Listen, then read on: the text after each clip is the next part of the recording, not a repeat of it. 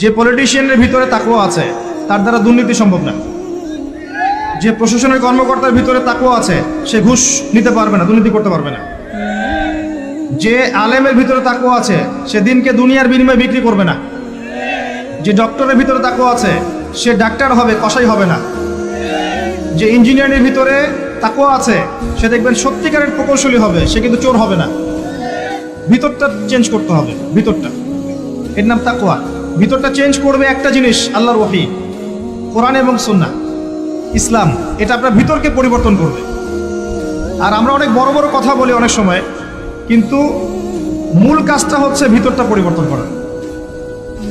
আমাদের সবার সাথে যার যার কলব যাবে, যার যার আমল যাবে। আল্লাহ পাক আমাকে কলার চেপে দূরে বলবেন না যে বাংলাদেশে ইসলামী খেলাফত কায়েম করে আসো নাই কেন, এটা আল্লাহ পাক আমাকে বলবেন না।